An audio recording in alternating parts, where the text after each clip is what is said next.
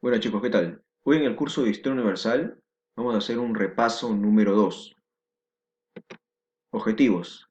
Los objetivos de la clase son reforzar los temas de feudalismo e imperio carolingio, elaborar mapas mentales y esquemas de los temas de feudalismo e imperio carolingio. Las tres órdenes del sistema feudal. Bueno, cuando hablamos de las órdenes del sistema feudal estamos hablando de los bellatores, que son los que dirigían, ya, los que pelean, ¿ok? Que vienen a ser pues la nobleza y los caballeros, ¿no? Tenemos los oradores, que vienen a ser pues los funcionarios eclesiásticos, es decir, los personajes religiosos de la época feudal, obispos, arzobispos, el papa, párrocos, etcétera, que son los que rezan.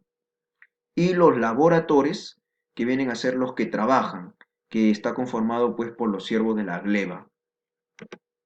Las ceremonias feudales. Bueno, tenemos acá dos.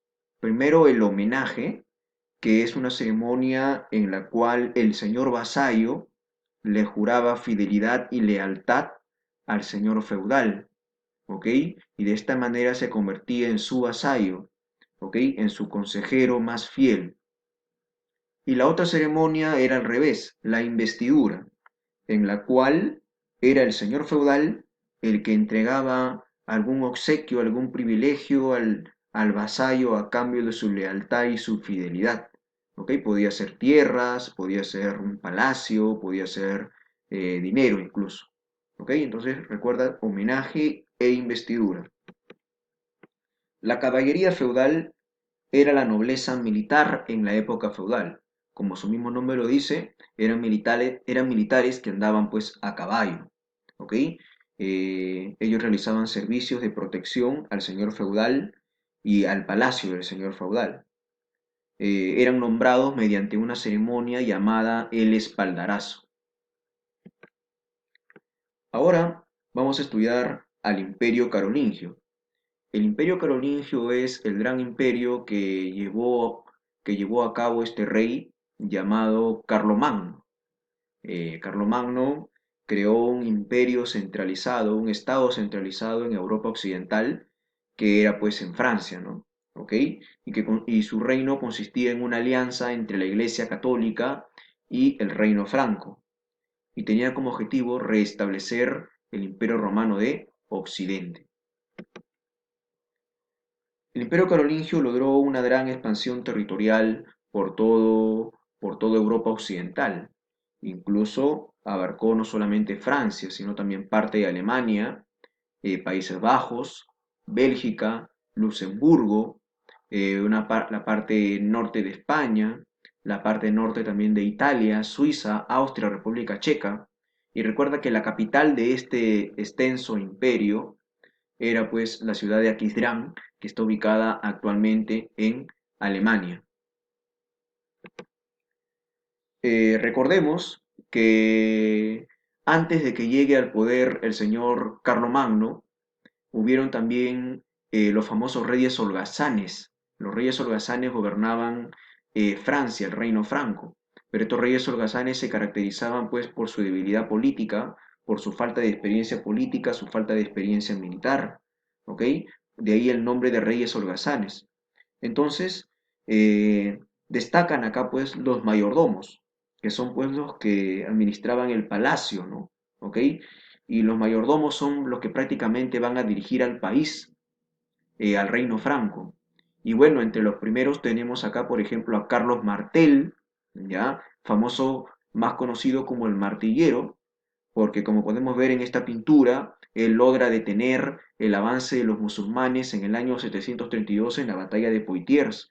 Es por esta razón que los musulmanes, los árabes, no invaden el reino franco y se quedaron ahí, llegaron solamente hasta acá, hasta España, ¿no? ¿Ok? Luego de Carlos Martel tenemos a Pipino el Breve. Pipino el Breve, eh, quien va a ser nombrado rey de Francia por el Papa Zacarías y va a sacar del poder al último rey holgazán llamado Childerico III, ¿no? Luego de la muerte de este señor Pipino el Breve, van a haber dos personas, sus dos hijos, Carlomán y Carlomagno, los que van a llegar pues al poder. Pero repentinamente también fallece Carlomán y por eso que el reino franco queda solamente en manos de Carlomagno, ¿ok? Quien va a detener el avance por el norte de los sajones. Los sajones son unas tribus bárbaras que siempre intentaron invadir el reino franco, el imperio carolingio. Estos sajones estaban ubicados en la parte norte, noreste del imperio carolingio, ¿no? Y siempre amenazaron este gran reino. De igual manera también va a defender el imperio carolingio, también va a defender el reino franco del ataque de los lombardos del norte de Italia, ¿no? Por la parte oriental de este reino. ¿Ok? Entonces, por eso Carlomagno se va a convertir en un rey muy importante en Francia, ¿no? En este reino franco. El nombre de Carlomagno significa Carlos el Grande, ¿no? Gobernó durante 46 años el reino franco y su imperio se va a llamar el Imperio Carolingio, el imperio de Carlomagno, ¿ok?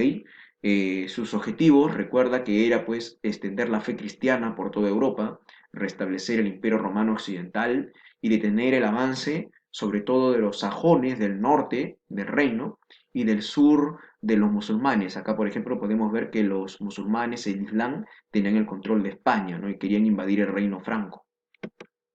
Muy bien, recuerda que Carlomagno fue coronado emperador de Francia en la Navidad del año 800 por el Papa León III. ¿Ok? Muy bien, territorialmente el Imperio Carolingio estaba administrado en tres circunscripciones territoriales. Primero las marcas vienen a ser las provincias fronterizas de este imperio que estaban fortificadas y militarizadas para detener el avance de pueblos invasores y estaban a cargo de un marqués. Los condados vienen a ser la administración de provincias, ¿no? La administración de provincias de todo el imperio carolingio y estaban a cargo de un conde. Los ducados vienen a ser el conjunto de condados y estaban a cargo de un duque. Ahora vamos a hablar de la organización política y social del imperio carolingio. Bueno, primero tenemos como máxima autoridad a este gran emperador Carlomagno, ¿ok? Cuyas leyes que aprobaba, recuerda, se llamaban las leyes capitulares. Las leyes que aprobaba el rey se llamaban leyes capitulares. Luego tenemos a los Missi Dominici, que eran dos funcionarios de confianza del emperador. Los Missi Dominici vienen a ser los inspectores, ¿ya? Los que vigilaban, los que fiscalizaban a todos los funcionarios del reino. ¿Ok? Los Missi Dominici eran prácticamente los ojos y oídos del emperador. Los Basi Dominici eran los que se encargaban de la administración del gobierno, ¿no? ¿Ok? Estaba conformado por los vasallos, ¿no? Basi Dominici. Entre ellos tenemos pues a los marqueses, los condes, los duques, ¿no? Los funcionarios del palacio, recuerda, tenemos acá, por ejemplo, al chambelán, al canciller, al conde de palacio, al archicapellán también, ¿no? Y bueno, los funcionarios eclesiásticos que vienen a ser pues los sacerdotes, ¿no? Obispos, arzobispos, etc. Y el pueblo conformado por los campesinos, artesanos y pastores. Las asambleas legislativas, es decir, esas reuniones parlamentarias donde se creaban leyes, ¿no? Estas asambleas legislativas eran dos. Primero en la primavera de Francia, llamada la Asamblea de los Campos de Mayo. Como podemos ver, eran asambleas a campo abierto, donde se reunían personajes importantes de la política del Imperio Carolingio, ¿no? Los Missi Dominici, el emperador, los Basi Dominici, los funcionarios del palacio y otros nobles de la época. Se reunían en estas asambleas y su función, ¿por qué se llamaban asambleas legislativas? Porque su función era crear leyes que finalmente eran aprobadas por el emperador y se llamaban leyes capitulares. Estas asambleas, como lo mencioné, eran dos. En la asamblea de primavera, llamada la Asamblea de los Campos de Mayo, y las asambleas de otoño, la asamblea de los notables, ¿no? ¿Ok? Muy bien. Luego tenemos la cultura y educación del Imperio Carolingio.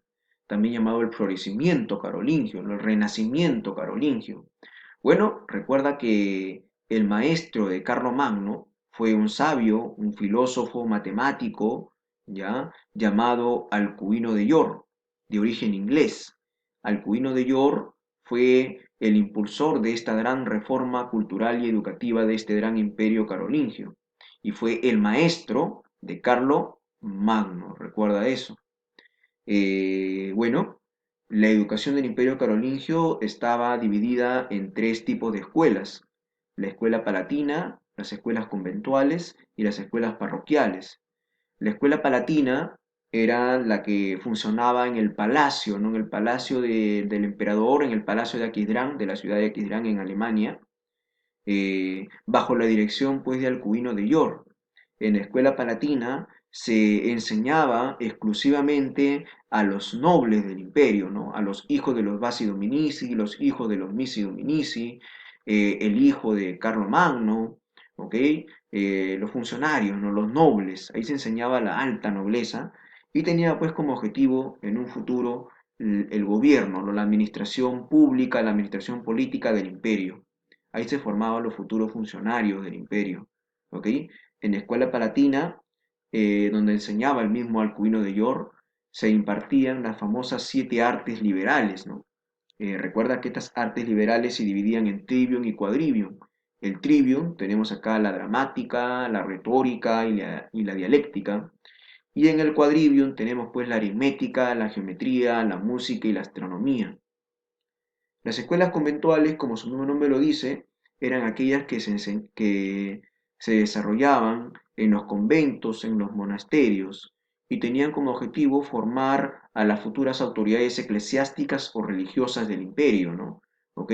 Por ejemplo, se formaba acá a los futuros obispos, arzobispos, párrocos, cardenales, ¿no? ¿Ok? Y las escuelas parroquiales era la que se dictaba en las iglesias, en las parroquias de los pueblos del Imperio Carolingio, ¿no? Era exclusivamente para el pueblo. Y en estas escuelas se enseñaban, pues, por ejemplo, lo básico que viene a ser el alfabetismo, saber leer y escribir, ¿ok? Y también se enseñaban acá en las escuelas parroquiales lo que son las operaciones matemáticas básicas, ¿ok? Y sobre todo la religión, ¿no? Para mantener tranquilo al pueblo y no se rebele, ¿no? ¿Ok? Muy bien, el fin del Imperio Carolingio. En el año 813, Carlomagno estaba muy enfermo, ¿ok? Y entrega el poder de su imperio a su hijo Ludovico Pío, conocido también como Luis el Piadoso. Resulta que cuando gobernaba Luis el Piadoso, a propósito, Carlomagno muere en el 814, y queda en el poder solamente Luis el Piadoso. Lo llaman Luis el Piadoso porque no pudo controlar el afán personal de cada uno de sus tres hijos de quedarse, de repartirse el imperio entre los tres, ¿no? Y prácticamente sacan del poder a su propio padre, a Ludovico Pío. Y Ludovico Pío divide el imperio en tres a través de un tratado llamado el Tratado de Verdún, firmado en el año 843, donde el imperio carolingio se divide en tres, ¿no? Para Carlos el Calvo, la parte occidental de Francia; para Lotario, la parte central de Francia; y para Luis el Germánico, la parte oriental de este imperio. Y de esta manera se pone fin al imperio carolingio. Muy bien, chicos, espero me hayan entendido la clase y hayan entendido el repaso. A continuación, sus preguntas. Muchas gracias.